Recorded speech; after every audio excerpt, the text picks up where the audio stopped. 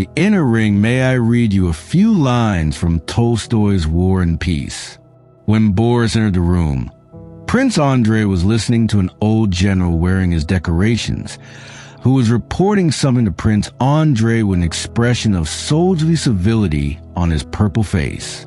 "All right, please wait," he said to the general, speaking in Russian with a French accent which he used when he spoke with contempt.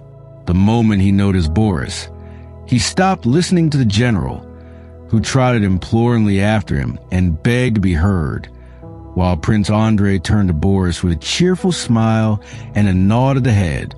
Boris now clearly understood what he had already guessed, that side by side with the system of discipline and subordination which were laid down in the army regulations, there existed a different and more real system. The system which compelled a tightly laced general with a purple face to wait respectfully for his turn, while a mere captain like Prince Andrei chatted with a mere second lieutenant like Boris. Boris decided at once that he would be guided not by the official system, but by this other unwritten system.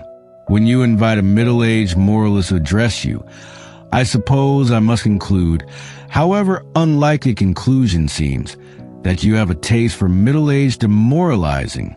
I shall do my best to gratify it. I shall in fact give you advice about the world in which you're going to live. I do not mean by this that I am going to attempt to talk on what I call current affairs. You probably know quite as much about them as I do. I am not going to tell you, except in a form so general that you will hardly recognize it, what part you ought to play in post-war reconstruction. It is not in fact very likely that any of you will be able in the next 10 years to make any direct contribution to the peace or prosperity of Europe. He will be busy finding jobs, getting married, acquiring facts. I am going to do something more old-fashioned than you perhaps expected. I am going to give advice. I am going to issue warnings, advice and warnings about things which are so perennial that no one calls them current affairs. And of course, everyone knows what a middle-aged moralist of my type warns his juniors against. He warns them against the world, the flesh, and the devil. But one of this trio will be enough to deal with today. The devil I shall leave strictly alone. The association between him and me in the public mind has already gone quite as deep as I wish. In some quarters, it has already reached a level of confusion, if not identification. I begin to realize the truth of the old proverb that he who sups with that formidable host needs a long spoon. As for the flesh, you must be very abnormal young people if you do not know quite as much about it as I do. But on the world, I think I have something to say. In the passage I just read from Tolstoy, the young second lieutenant Boris discovers that there exist in the army two different systems or hierarchies. The one is printed in some little red book, and anyone can easily read it up. It also remains constant. A general is always superior to a colonel, and a colonel to a captain. The other is not printed anywhere. Nor is it even a formally organized secret society with rules, which you would be told after you have been admitted. You are never formally and explicitly admitted by anyone. You discover gradually, in almost indefinable ways, that it exists and that you are outside it. And then later, perhaps, that you are inside it. They're what correspond to passwords, but they too are spontaneous and informal. A particular slang, the use of particular nicknames, an elusive matter of conversation are the marks, but it is not constant. It is not easy even at a given moment to say who is inside and who is outside. Some people are obviously in and some are obviously out, but there are always several on the borderline. And if you come back to the same divisional headquarters or brigade headquarters or the same regiment or even the same company after 6 weeks' absence, you may find the second hierarchy quite altered. There are no formal admissions or expulsions. People think they are in it after they have in fact been pushed out of it, or before they have been allowed in.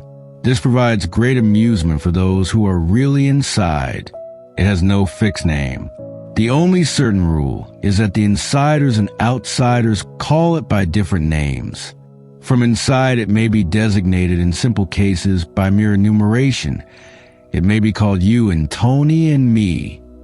When it is very secure and comparatively stable in membership, it calls itself we.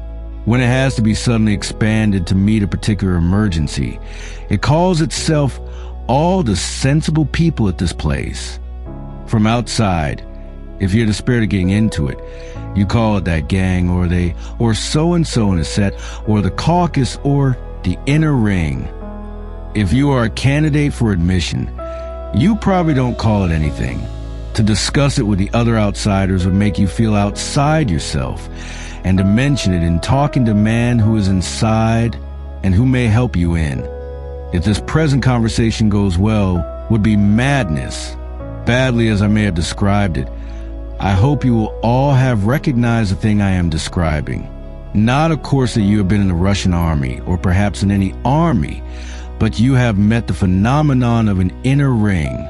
You discovered one in your house at school before the end of the first term, and when you had climbed up to somewhere near it by the end of your second year, perhaps you discovered that within the ring there was a ring yet more inner, which in its turn was the fringe of the great school ring to which the house rings were only satellites. It is even possible that the school ring was almost in touch with master's ring. You were beginning, in fact, to pierce through the skins of the onion. And here too at your university, shall I be wrong in assuming that at this very moment, invisible to me, there are several rings, independent or concentric, present in this room? And I can assure you that in whatever hospital, in a court, diocese, school, business, or college you arrive after going down, you will find the rings, what Tolstoy calls the second or unwritten systems. All this is rather obvious. I wonder whether you will say the same in my next step, which is this. I believe that in all men's lives at certain periods, and in many men's lives, all periods between infancy and extreme old age, one of the most dominant elements is a desire to be inside the local ring and the terror of being left outside. This desire, in one of its forms, has indeed had ample justice done to it in literature. I mean in the form of snobbery. Victorian fiction is full of characters who are haggard by the desire to get inside that particular ring which was called society. But it must be clearly understood that society, in that sense of the word, is merely one of 100 rings, and snobbery, therefore, only one form of the longing to be inside. People who believe themselves to be free, and indeed are free, from snobbery, and who read satires on snobbery with tranquil superiority, may be devoured by the desire in another form. It may be the very intensity of their desire to enter some quite different ring, which renders them immune from the allurements of high life. An invitation from a duchess would be very cold comfort to a man smarting under the sense of exclusion from some artistic or communist coterie. Poor man!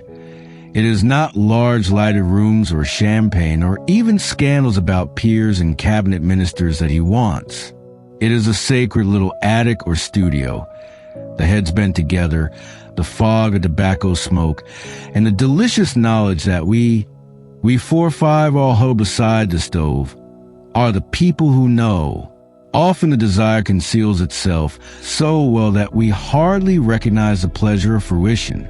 Men tell not only their wives, but themselves that it is a hardship to stay late at the office or the school on some bit of important extra work, which they have been let in for, because they and so, and the 2 others are the only people left in the place who really know how things are run.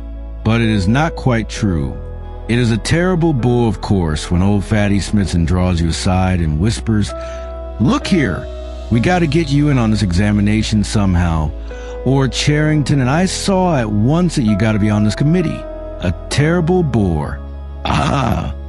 But how much more terrible if you were left out? It is tiring and unhealthy to lose your Saturday afternoons, but to have them free because you don't matter, that is much worse. Freud would say, no doubt, that the whole thing is a subterfuge of the sexual impulse. I wonder whether the shoe is not sometimes on the other foot.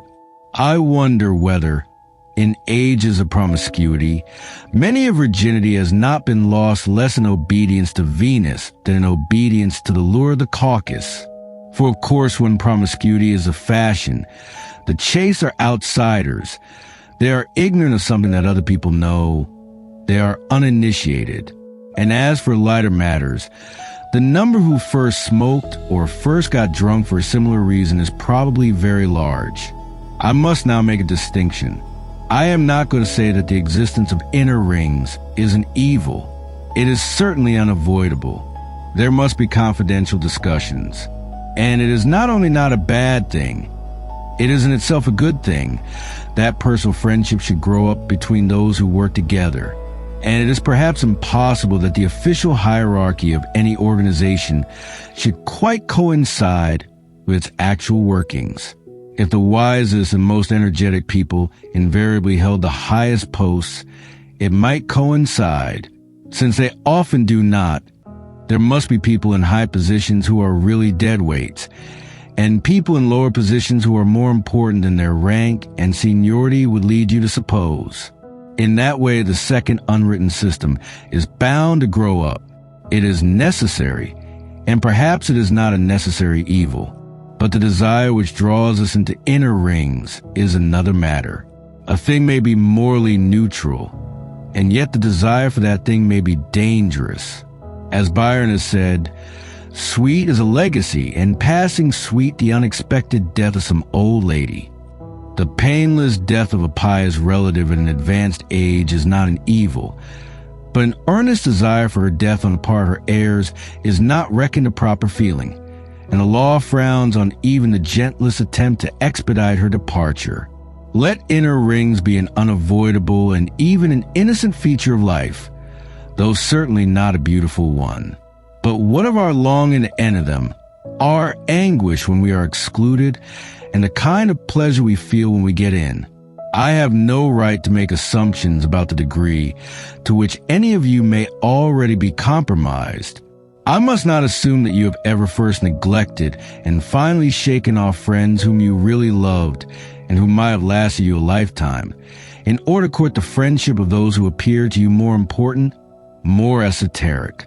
I must not ask whether you have ever derived actual pleasure from the loneliness and humiliation of the outsiders after you yourself were in, whether you have talked to fellow members of the ring in the presence of outsiders simply in order that the outsiders might envy, whether the means whereby, in your days of probation, you propitiated the inner ring were always wholly admirable.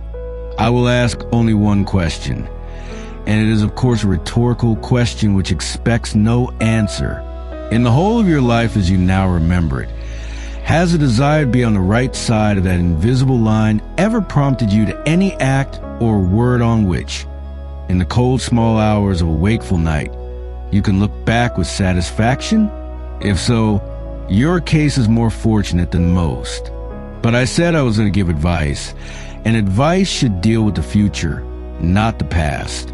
I have hinted at the past only to awaken you to what I believe to be the real nature of human life.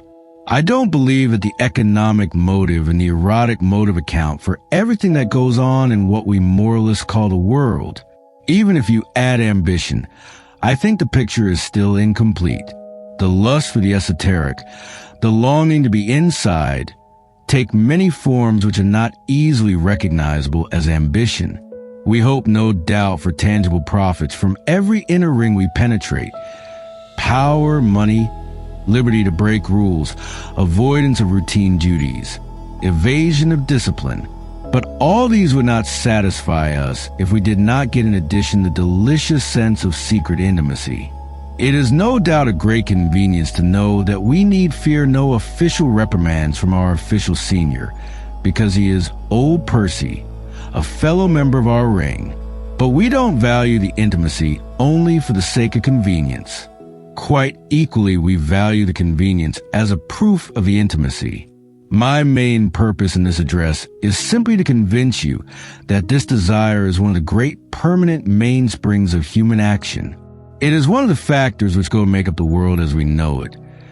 This whole pell-mell of struggle, competition, confusion, graft, disappointment, and advertisement. And if it is one of the permanent mainsprings, then you may be quite sure of this. Unless you take measures to prevent it, this desire is going to be one of the chief motives of your life from the first day on which you enter your profession until the day when you are too old to care. That will be the natural thing, the life that will come to you of its own accord. Any other kind of life, if you lead it, will be the result of conscious and continuous effort. If you do nothing about it, if you drift with the stream, you will in fact be an inner ringer. I don't say you'll be a successful one. That's as may be. But whether by pining and moping outside rings that you can never enter, or by passing triumphantly further and further in one way or the other, you'll be that kind of man. I have already made it fairly clear that I think it better for you not to be that kind of man. But you may have an open mind on the question. I will therefore suggest 2 reasons for thinking as I do. It would be polite and charitable, and in view of your age, reasonable too, to suppose that none of you is yet a scoundrel. On the other hand, by the mere law of averages, I am saying nothing against free will, it is almost certain that at least 2 or 3 of you, before you die, will have become something very like scoundrels. There must be in this room the makings of at least that number of unscrupulous, treacherous, ruthless egotists. The choice is still before you. And I hope you will not take my hard words about your possible future characters as a token of disrespect to your present characters. And the prophecy I make is this. To 9 out of 10 of you, the choice which could lead to scoundrelism will come, when it does come, in no very dramatic colors. Obviously bad men, obviously threatening or bribing, will almost certainly not appear. Over a drink or a cup of coffee, disguised as a triviality and sandwiched between 2 jokes, from the lips of a man or woman whom you have recently been getting to know rather better, and whom you hope to know better still. Just at the moment when you are most anxious not to appear crude or naive or a prig, the hint will come. It will be the hint of something which is not quite in accordance with the technical rules of fair play, something which the public, the ignorant romantic public, would never understand, something which even the outsiders in your own profession are apt to make a fuss about, but something, says your new friend, and at the word you try not to blush for mere pleasure, something we always do, and you will be drawn in. If you are drawn in, not by desire for gain or ease, but simply because at that moment when the cup was so near your lips you cannot bear to be thrust back again into the cold outer world. It would be so terrible to see the other man's face, that genial, confidential, delightfully sophisticated face, turn suddenly cold and contemptuous, to know that you have been tried for the inner ring and rejected. And then, if you are drawn in, next week it will be something a little further from the rules, and next year something further still, but all in the jolliest, friendliest spirit. It may end in a crash, a scandal, and penal servitude. It may end in millions, a peerage, and giving the prizes at your old school, but you will be a scoundrel. That is my first reason. Of all passions, the passion for the inner ring is most skillful in making a man who is not yet a very bad man do very bad things. My second reason is this. The torture allotted to the Danaids in the classical underworld, that of attempting to fill sieves with water, is the symbol not of one vice, but of all vices. It is the very mark of a perverse desire, that it seeks what is not to be had. The desire to be inside the invisible line illustrates the rule. As long as you are governed by that desire, you will never get what you want. You are trying to peel an onion. If you succeed, there will be nothing left. Until you conquer the fear of being an outsider, an outsider you will remain. This is surely very clear when you come to think of it. If you want to be made free of a certain circle for some wholesome reason, if, say, You want to join a musical society because you really like music. Then there is a possibility of satisfaction. You may find yourself playing in a quartet, and you may enjoy it. But if all you want is to be in the know, your pleasure will be short-lived. The circle cannot have from within the charm it had from outside. By the very act of admitting you, it has lost its magic. Once the first novelty is worn off, the members of this circle will be no more interesting than your old friends. Why should they be? You are not looking for virtue or kindness or loyalty or humor or learning or wit or any of the things that can be really enjoyed. You merely wanted to be in, and that is a pleasure that cannot last. As soon as your new associates have been staled to you by custom, you will be looking for another ring. The rainbow's end will still be ahead of you. The old ring will now be only the drab background for your endeavor to enter the new one, and you will always find them hard to enter, for a reason you very well know. You yourself, once you are in, want to make it hard for the next entrant, just as those who are already in made it hard for you. Naturally, in any wholesome group of people which holds together for a good purpose, the exclusions are in a sense accidental. 3 or 4 people who are together for the sake of some piece of work exclude others because there is work only for so many, or because the others can in fact do it. Your little musical group limits its numbers because the rooms they meet in are only so big. But your genuine inner ring exists for exclusion. There'd be no fun if there were no outsiders. The invisible line would have no meaning unless most people were on the wrong side of it. Exclusion is no accident. It is the essence. The quest of the inner ring will break your hearts unless you break it. But if you break it, a surprising result will follow. If in your working hours you make the work your end, you will presently find yourself, all unawares, inside the only circle in your profession that really matters. You will be one of the sound craftsmen, and other sound craftsmen will know it. This group of craftsmen will by no means coincide with the inner ring, or the important people, or the people in the know. It will not shape that professional policy, or work up that professional influence which fights for the profession as a whole against the public. Nor will it lead to those periodic scandals and crises which the inner ring produces. But it will do those things which that profession exists to do, and will in the long run be responsible for all the respect which that profession in fact enjoys, and which the speeches and advertisements cannot maintain. And if in your spare time you consort simply with the people you like, you will again find that you have come unawares to a real inside, that you are indeed snug and safe at the center of something which, seen from without, would look exactly like an inner ring. But the difference is that its secrecy is accidental and its exclusiveness a byproduct, and no one was led thither by the lure of the esoteric. For it is only 4 or 5 people who like one another meeting to do things that they like. This is friendship. Aristotle placed it among the virtues. It causes perhaps half of all the happiness in the world, and no inner ringer can ever have it. We are told in Scripture that those who ask get. That is true in senses I can't now explore. But in another sense there is much truth in the schoolboy's principle. Them as ask shan't have. To a young person just entering on adult life, the world seems full of insides, full of delightful intimacies and confidentialities, and he desires to enter them. But if he follows that desire, he will reach no inside that is worth reaching. The true road lies in quite another direction. It is like the house in Alice through the looking glass. If this sermon soothed your soul, please like and subscribe.